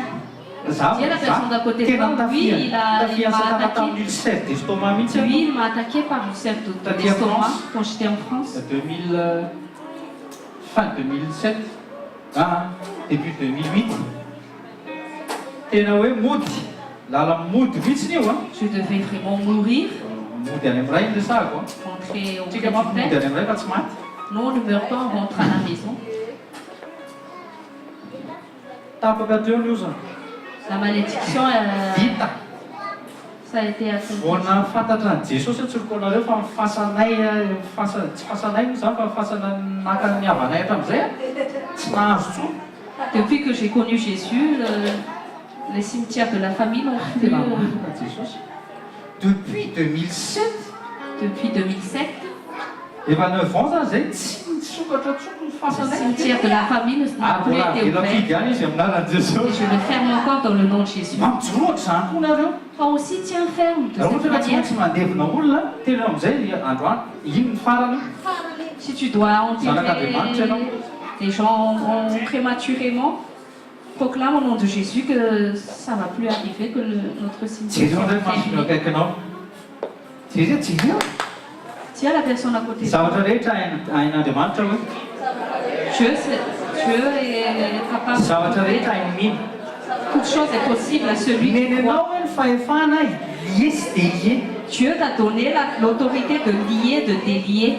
Komanino ny fasana tedakaniny io hoe tsy akombona ny vavany. Et pourquoi cet cimetière affamé, tu ne fermes pas sa gueule? Et tu es là, Sentimo akabe eo. avec tes sentiments. Tsy vita amin'ny rano dia nomolatsaka mihitsy akory manosokatra mivanavana ny Tes larmes ne fasana. suffisent pas pour fermer. Mila personne d'autorité au nom de Jésus. Il faut une personne d'autorité qui ose dire au nom de Jésus, ça finit aujourd'hui. Amen. Amen. Ka zao zany tadidio manana mesure de foi. Même foi dikan'izay mesure de foi zay. Nous avons tous la même mesure de foi. Fa zao kosa ianao no mampitombo sy ny mampiena an'io. Mais tu as la responsabilité de la faire grandir ou de la Reste note. prendre note. Foi en qualité fa tsy foi en quantité. Dieu cherche une foi en qualité, non foi en quantité. Foi en quantité hein. Dia ny olona milaza fa kristianina. Il y a beaucoup. Les foi en quantité, ce sont des chrétiens, des gens qui se disent chrétiens, Avy eo somary mino astrologie kely a. mais ils croient quand même à l'astrologie. Avy eo asiana ino moa ny talisman kely On a rajouté un peu de a. talisman. Zany antsoina hoe quantité finoana daholo zany. Ce sont des Dia quantités. avy eo asiana jiro quantité. kely botaty zay. Et on rajoute un peu du Bouddha avec le Seigneur. Asiana le visinoa le be tanana tsy mahavonjy iny akory. On rajoute un peu Vishnu là, la déesse qui ne sauve pas. Avy eo ampiana an'le riz iala. On Ela. rajoute un peu d'Ela, d'Allah. Ka amin'ny anaran'i Jesosy. Zany antsoina hoe foi en quantité. Foi en quantité ohatry ny tao bateau-any Jonas. Ah oui, c'était comme l'histoire de Jonas dans le bateau. Nisy karazana olona tao anatiny a, samy nanany Andriamanitra daholo dia samy mba mibaiko an'le rano daholo hoe Il y avait une multitude de mangina, personnes de mangina. différentes nations qui avaient chacun leur propre Dieu et qu'ils ont essayé à chacun d'eux, avec leur propre Dieu, d'essayer d'arrêter la tempête, d'invoquer leur Dieu pour arrêter la tempête. Dia nitsahatra ve le tempête. C'est la personne d'à côté. Est-ce que la tempête s'est arrêtée? Fa rehefa niteny Job a, Job. Rehefa niteny Jonas a, atsy anaty rano dia nitsahatra io. Mais quand Jonas a dit si vous me jetez dans la Ça, mer, ça va s'arrêter. Est-ce que ça s'est arrêté? Satria Ça izy s'est nanana arrêté. le vrai Dieu. Parce qu'il est celui qui Nanana avait le le vrai foi vrai ihany Dieu. izy na dia désobéir izy nanana le vrai Et quand même, la Dieu vraie izy. foi au vrai Dieu. Ka tadidio tsara zany ny foi en quantité dia ohatr'izay mino zavatra rehetra Souviens-toi tabataba. que la foi en quantité, c'est tu crois un peu en tout et en rien. Reste note. Andriamanitra namely antsika amin'ny responsabilité sy ny choix antsika. Dieu nous a donné la responsabilité et le choix. Ampitombo an'io mesure de foi na io même foi napetraka ao anatin'ny olona tsirairay avy io. Afin de qualifier cette mesure de foi qu'il a mis en nous. I Proverbe 22:6 iny hoe zava amin'ny lalana tokony alehan'ny zaza iny tadidio tsara. Fa na io zaza io ary zany efa manana finoana. Quand Dieu nous dit dans Proverbe chapitre 22, verset 6, d'élever les enfants selon ses principes, c'est-à-dire que même nos propres enfants, ils ont déjà une mesure de foi. Tandreny tsara mihitsy fa indrindrandrindra eto français inona ny zavatra teneny zay tsy afaka miforcer ny zanaka za tena mitenenao fa forciko mihitsy ny zanaka. Dans notre société, le pays où nous vivons, on accorde beaucoup d'importance à la liberté de penser qu'il ne faut pas forcer les gens. Mais moi, j'impose à mes enfants. Tsy le forceko forceko iny izy a. Je ne les impose pas, je ne les force pas à y croire. Ohatra zao hoe makany am-pianarana izy dia mahita dessin animé hafa. Mais par exemple, s'ils vont à l'école, ils voient des dessins animés. Fa rehefa tonga ao an-trano izy a dia Quand il arrive miampozea à la maison, j'impose. superbook jereny. Je leur impose par exemple de regarder des Dessin animé. superbooks, des dessins animés Fa bibliques. dessin animé biblique. Azonareo le zay le hoe forcer. C'est ce que je veux entendre par je les habitue à connaître Dieu, à se nourrir avoir une relation personnelle déjà de avec Dieu, Dieu. avoir une relation avec Dieu. Azonareo le izy fa raha hoe mbola kely loatra kosa izy fa aleo izy mba hijeren'ireo mangary. Et puis on se dit, mais ils sont petits, laissez-les regarder les mangas. Alina ny andro anaovany Pokémon no ambony lohana. Et la nuit, quand ils font des cauchemars avec des combats de Pokémon, et tu te dis, mais qu'est-ce qui se passe? Non, ka tsy haiko inona le ohatrany any Amerika zao dia ny zazakely a cadeau d'anniversaire na zaza kely En Amérique, les cadeaux d'anniversaire pour les petits trucs de 300 sont des armes. Pistolet dia nantaniana le rainy dia zao izy dia efa zako sady. Et on le demandait au père, et puis le père a dit, ben, je l'habitue déjà. Dia firy moa ny olona firy ny ray aman-dreny efa maty no miaro meny ny tanany zaza Et en Amérique, il y a beaucoup de parents qui meurent des centaines. d'être tués par l'arme qu'ils ont donnée à votre enfant. C'est à toi de réfléchir. Anjaranao le izy ka tadio tsara fa anao ny responsabilité. Tu as cette responsabilité. Any aminao le Touche la personne à côté responsabilité. de toi, tu as cette Fa responsabilité. suppose ny moyen dia Andriamanitra mifournir les moyens. Dieu te fournit les Dieu moyens. nous fournit le moyen par lequel notre foi peut être augmentée. Dia inona le izy? Teneny C'est tenin'Andriamanitra. la parole de Dieu, je te dis. Romains 10, verset 17. La foi vient de ce qu'on entend, et ce qu'on entend vient de la parole de Christ. Alléluia. Alléluia, c'est Alléluia. Alléluia. Alléluia. Notre foi grandit en écoutant et en croyant à toute parole de Dieu. Tenin'Andriamanitra rehetra dia mamerontsika. La parole de Dieu nous remplit et nous nourrit Mampitombo ny finoantsika. et fait grandir, fait croître notre foi. Matthieu 4,4. Matthieu 4,4. Zao ny tenenin'i Jesosy. Matthieu 4,4. Jésus lui-même a dit l'homme ne vivra pas de pain seulement. Et attends, entre parenthèses, Jésus parlait du corps. Mais de chaque parole qui sort de la bouche de Dieu, entre la parenthèse, Jésus parle de quoi? De notre esprit. Et nous savons que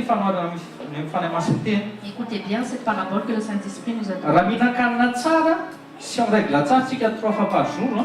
Si nous mangeons bien, équilibré, notre corps 3 fois par jour, Dia manino constitue bien, tsy marary ny oatsika, ny muscle, nous sommes en bonne santé, les muscles, les os, la chair et tout zany.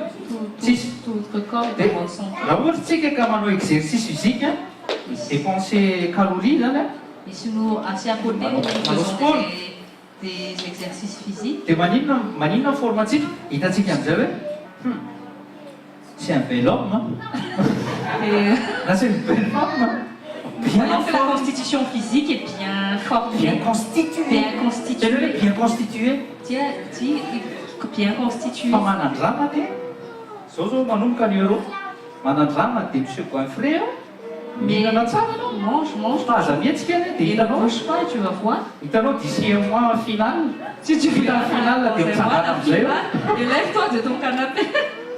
il ambulance angamba dia eo un mois eo dia mihinana dia Et un mihinana mois dia sans bouger de ton canapé, toujours manger, manger, aza manger, mihetsika ane et ne bouge pas. na frontière miteo izy manger bouger aussi Même les Français disent manger, bouger. 5 fois aussi 5 légumes par jour. manger et bouger oui tegnakina zay kosa aloha izy zay Ah oui, ça, tu peux dire, ça ne fait pas, C'est marre, c'est bien, ça c'est vrai.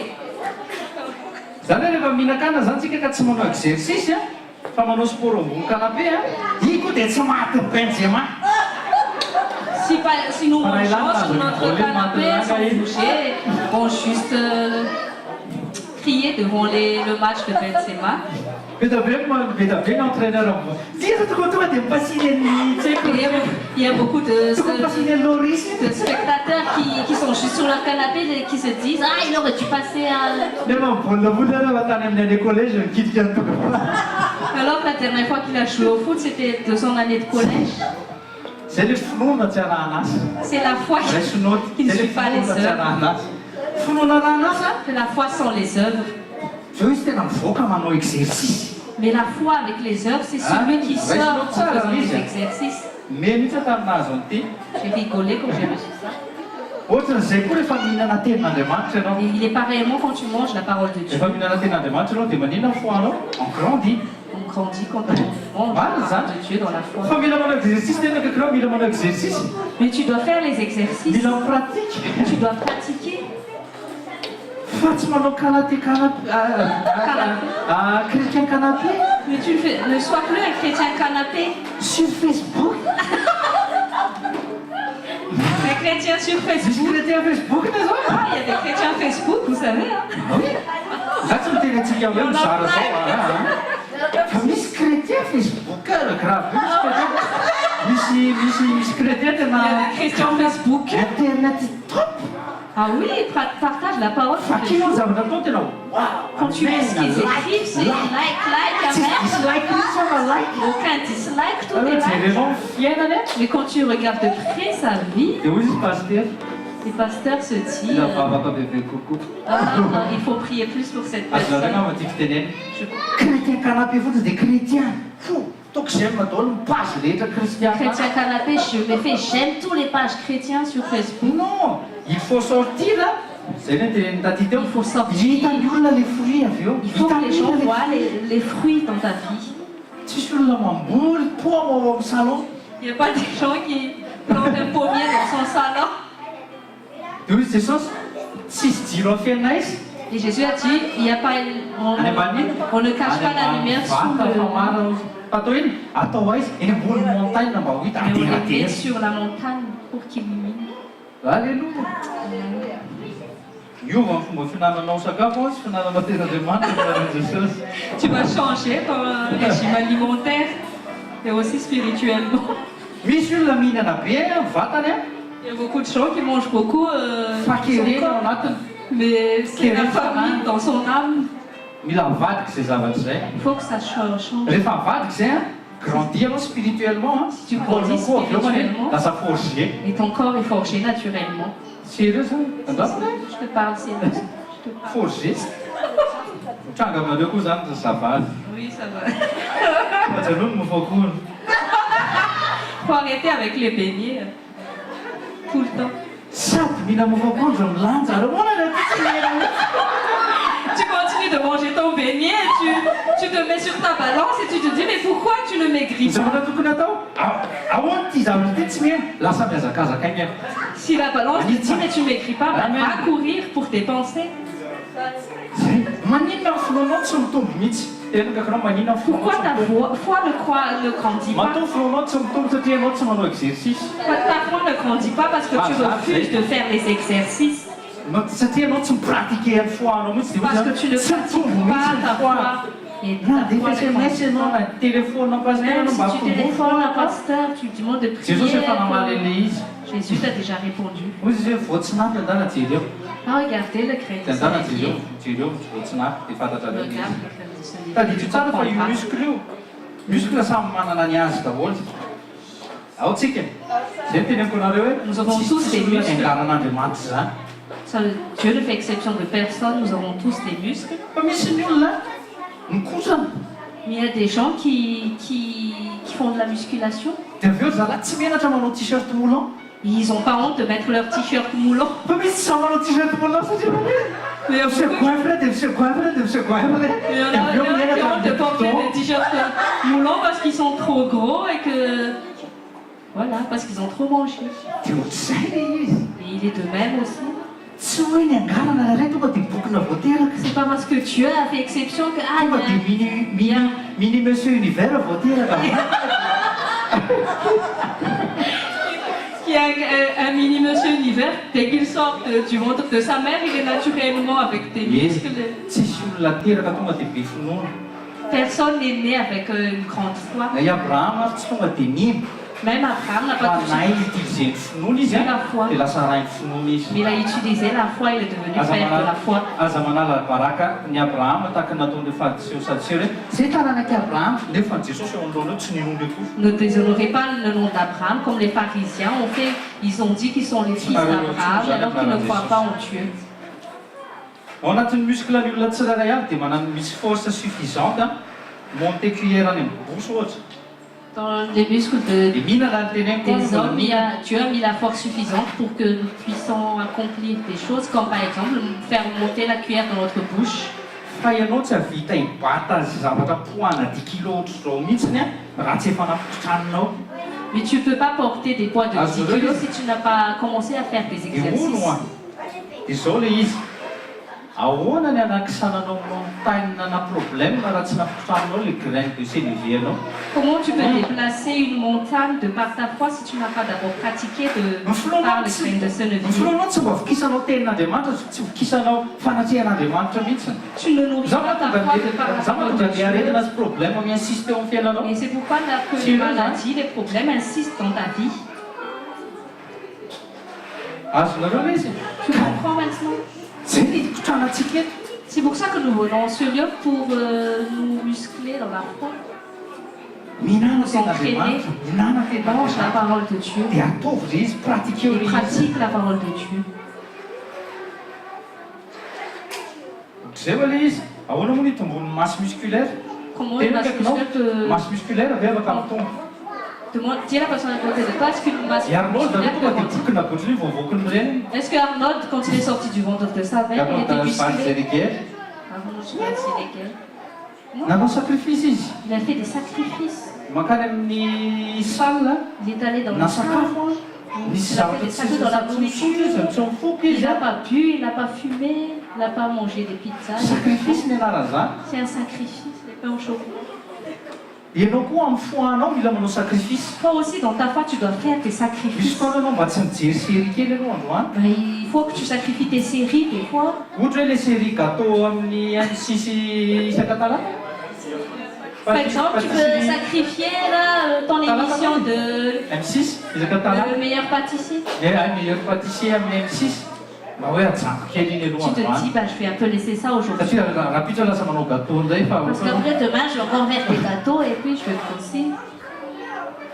katin'iny dia sokafana le armoire secret-anao sy Andriamanitra. Et tu ouvres ton armoire secret avec Iny Dieu. ten'Andriamanitra. C'est la parole de Dieu. Voky ianao fonony Abraham vokisanao. Fonony Tu te David nourris de la foi vokisanao. d'Abraham, de la foi de David, vokisanao. la foi de Fonony Jésus, Petera la vokisanao. foi de Péter, tu te nourris de Voky ça. anao ny maraina an'iny. Tu sors. Fa fonony anao raha vitsy. Et le matin, quand tu sors de chez toi, tu pratiques la parole. Zay le izy. C'est ça le... Amen. Amen. Mitomboanao amin'ny finoana. Grandis dans la Mitomboana foi. amin'ny finoana. Grandis dans la foi. Jereo ao anaty baiboly eto. Petera tsy mba nahazo félicitation à propos de la foi zany mihitsy. Regarde dans la Bible, est-ce que tu as déjà vu Pierre recevoir des Raha félicitations fomba sur fiteny sa gasy foi? azafady fomba fiteny a fomba fiteny gasy ao le kely finoana ity zany mihitsy C'est comme si Jésus disait, mais petite incrédule. zala kely finoana isaka mahita ny apôstôly. À chaque fois qu'il voit les apôtres, il dit les incrédules. Aingakainganatsika raisy note Matthieu 8 nisy centurion romain anankiray ao a nahazo félicitation tamin'ny maître. Il y a un centurion pourtant qui a reçu la félicitation de Jésus sur sa foi, qu'il n'était même pas un disciple de Christ. Nefa tsy disciple akory. Il n'était même pas disciple. Ohatra hoe Jesosy andeha ary ao any Jesosy misy teny milatsaka fotsiny ao dia sitrana any Jesosy ndana ary. Il a tout seulement dit à Jésus une seule parole de ta bouche et je vais y aller, je vais croire. Nametraka amin'ny finoana tamin'ilay teny izy a. Il a mis sa foi dans la Dia hoe parole. izy lasa zay le acte. Il est allé partir, c'est ça l'acte. Tsy nametraka fandray tena sina ve no pastera fa Il s'est pas dit, t'es sûr, pasteur sao dia tokony miandry an'izao kosa pastera. ne devrais-je pas attendre Bouge Il faut bouger. bouge ta foi. Il a bougé sa foi. Misy fotoantsika miprovoquer an'ilay opportunité. Il y a des fois où nous Entendu, devons pasteur, provoquer vous les avez opportunités. Tu peux demander à pasteur. Misy fotoana izy nanao stage tamina asa anankiray zay boîte anankiray boîte pharmaceutique. Il avait fait un stage dans une boîte pharmaceutique et je lui ai dit, taminy zany tamin'izay izy mbola tsy pasteur a. Mbola en ce temps, il n'était pas encore pasteur, il était encore... dia tereka izy ndana ataovy zao. Et je me dis, va faire ça, Tonga ça. dia nahazo rindrina be mihitsy teo anoloko. Et j'ai reçu un grand mur devant moi. Rindrina béton armé be mihitsy Et le mur narindrina était teo amin'ny vraiment foa. béton armé. Ah tena tsisy mihitsy zao tena crise zao zay tretretre ay Et tamin'ny il a andro tout dit, ah, mais c'est la crise, il n'y a aucune opportunité. ny zavatra mivoaka mivava ndretra dia za mbola tsy ao fonon'ilay zalahy. Et je me suis dit, ah, sa foi n'est pas encore là. Efa za nanetsika azy mihitsy hoe ianao miavaka efa zanak'Andriamanitra. Teo am'izay le opportunité provoquer le Pourtant, je lui ai dit qu'il était fils de Dieu, qu'il avait qu'il pouvait provoquer l'autorité. Mais maintenant, ohatry ny petera be rangaha io il est petit piège. misy fotoana izy nitenen'i Jesosy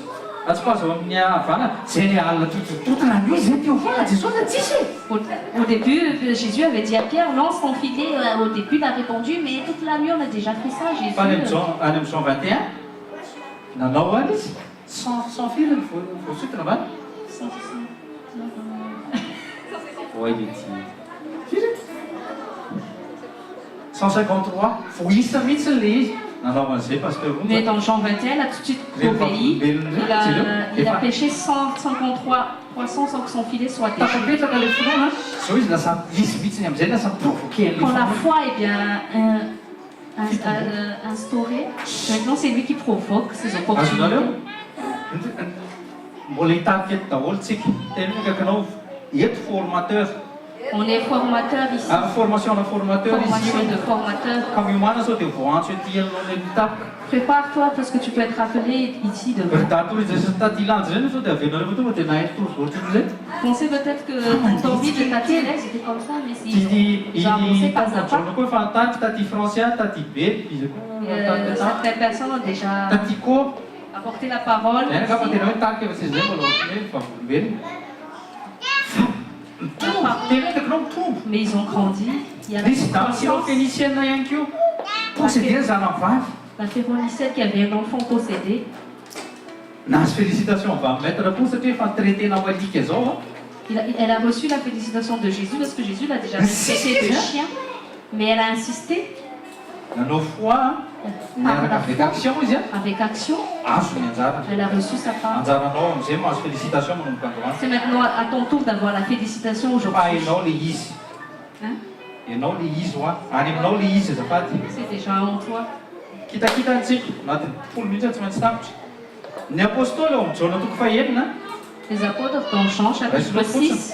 Prenez note. nisy pique-nique céleste raha ny organiser jesosy Jésus a organisé un pique-nique céleste. ao amin'ny jean 6 eo Jean chapitre 6. dia ozy izy jesosy ndalo am'izay fokisy reo olona reo Jésus avait dit, allez-y, nourrissez toute cette foule. rarakivy daholo zalahy tsisy afa-tsisy zavatra positif mihitsy mivoavy sasa na dia milliardaire atsika ary jesosy a voalohany indrindra tsy manamolotsika ny andro alina tsisy boulangerie aty a Les disciples ont tous réagi négativement. Ils ont dit à Jésus, on n'a pas d'argent, on est trop loin de la ville, il n'y a même pas une boulangerie, c'est pas possible de pouvoir les nourrir, ces gens. fa nisy zazalahy kely niaraka tamin'ny mofo 5 nanolotra an' jesosy Mais il y avait un jeune homme qui avait un panier rempli de 5 pains et de poissons. tena ny zay le filonjazy raisinao C'est la foi d'un enfant. C'est la foi d'un enfant. filonjaza nampiasainy jesosy dia Dieu mipedesina a zalahy utilisé la foi d'un mipedesina enfant. zalahy satria tsy niexercer ny foi laza famille izy a nefa ils sont marché tamin'iny tamin'ny zavatra hita maso sy ny rene sosofona Jésus a réprimandé ses disciples parce qu'ils n'ont pas eu la foi, ils ont marché de par leur sens naturel. ils ont échoué lamentablement ils ont échoué dia nasainy jesosy ainga nareo nombe folo miralahy iny lasa mitsiko Et à la fin, Jésus leur a demandé de ramasser les restes.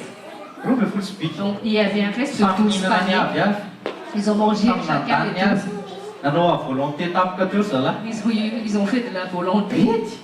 Ils ont été réprimandés par le Seigneur. raisinao dia Romains 10-17 ainsi donc la foi vient de ce qu'on entend dikan'izay mino anao tenin'andriamanitra Croire à la parole de Dieu. aza miandro hoe isaka sabotsy vao vokisana aza miandro hoe N'attends pas isaka samedi lahady vao pour te vokisana nourrir. aza miandro hoe isaka lahady vao vokisana N'attends ny pas que c'est tous les fanahano samedis seulement que tu vas nourrir ton isan'andro être vokisana spirituel. Nourris-toi tous les jours. dia aza manao ozy za teo le tamin'le sportif de sur canapé teo Ne a faites pas comme les sportifs de aza cartes. manao chrétien sur ordinateur fotsiny Ne sur le soyez net pas juste des chrétiens sur le fa net, voa le fruit mais faites ressortir le fruit. tondray le izy eo amin'ny trano manokana ao mivavaka sy ny fivadikana zay atonareo a sy fiarahanao amin'andriamanitra Arrose ta foi de par ta méditation personnelle, de ta prière personnelle. ahitsany daholo zay branche morte ny feuille morte des choses Enlève toutes les branches mortes, les mauvaises, le feuille morte les feuilles mortes. dia andala amin'izay mivoaka tsy mila manisy akory anao je suis chrétien dia hitany olona hoe il est chrétien elle est chrétienne Tu n'as même pas besoin de mettre un Ah, vous t-shirt avez- inscrit, tu es chrétien, tsy mila miteny anao pour que les gens de ton entourage voient que tu es chrétien. amen Amen. Éphésiens 2, hein, verset 8-9. Verset notre foot, car par grâce vous êtes sauvés par la foi. Et cela, pas de vous-même, c'est le don de Dieu. Pas du tout, hein? Fa, c'est le don de Dieu, une foi. La foi est un don de Dieu. En 10 minutes, nous allons voir rapidement l'histoire d'Abraham. Romana 4, 19, hein? Romains 4, 19. Hein? Et Abraham a une foi forte, c'était une foi forte. Abraham avait une foi forte. Et puissante. Une foi forte et puissante. Il n'a pas regardé son corps vieux, fripé. C'est une nouvelle créature, c'est un d'ailleurs. Les hommes intérieurs, c'est ni l'homme les hommes intérieurs, il s'est regardé en lui-même. Mais il s'est regardé en son homme intérieur, l'homme spirituel. Qui croit en Dieu. Qui croit en Dieu. Il n'a pas regardé sa peau qui est toute fripée. Il ne s'est pas dit, mais que puis-je en faire? Il va 2 fois 45 ans. Ma foi est déjà 2 fois mais non, 45, il dit, il va 44 ans. Mais non, c'est 45 ans, elle a déjà 90 ans. C'est Abraham. Si la personne à côté, Abraham n'a pas regardé à ça. Romains 4, 19, hein. Romains 4, verset 19, hein. Et n'étant pas faible dans la foi, il ne considéra pas son propre corps déjà mort. Quand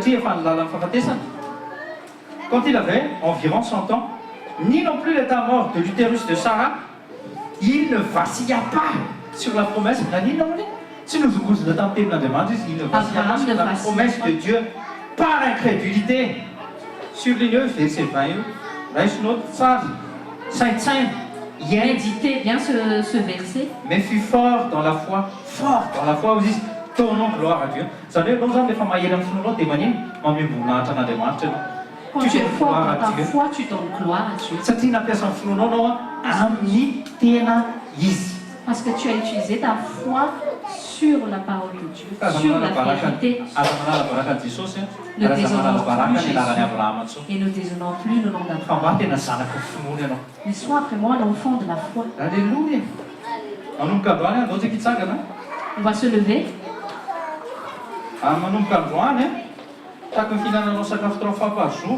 Et à partir d'aujourd'hui, quand tu manges 3 fois par jour, prends vraiment note, ne te comprends pas et quand tu manges les collations, les beignets, quand tu fais des sorties, tous tes grignotages, tous tes petits pains, tout ce qui est petit pain, chocolat. À partir d'aujourd'hui, prends note. Le Saint-Esprit nous parle. Occupez-vous bien de votre corps. Occupez-vous bien de votre corps. Spirituel. Spirituel. Charnel là-bas. Charnel aussi. Quand tu m'occupes bien, charnel là-bas. Mais il y a beaucoup qui ne s'occupent pas bien de son corps charnel. Occupez-vous bien de votre foi. Hein. Occupez-vous. Ça, c'est votre responsabilité. Vous avez une foi faible, dit le Saint-Esprit, vous avez une foi faible, car vous vous nourrissez plus de la parole de ce monde que de la parole de Dieu. Vous écoutez plus le monde que de prendre le temps d'écouter Dieu dans la méditation de sa parole. C'est la parole, le message du Saint-Esprit. Ou que tu as des maladies, pose tes mains, reçois dans le nom de Jésus. Élève tes mains, nous allons prier.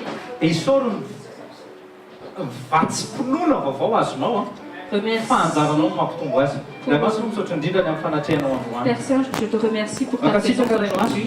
Je te remercie, Père, pour l'onction de guérison que tu mets dans ce lieu.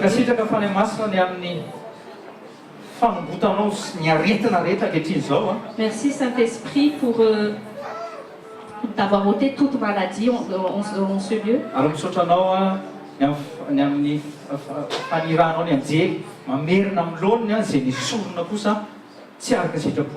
Merci aussi pour tes anges que tu as ordonné de remettre en place tout ce qui a été enlevé.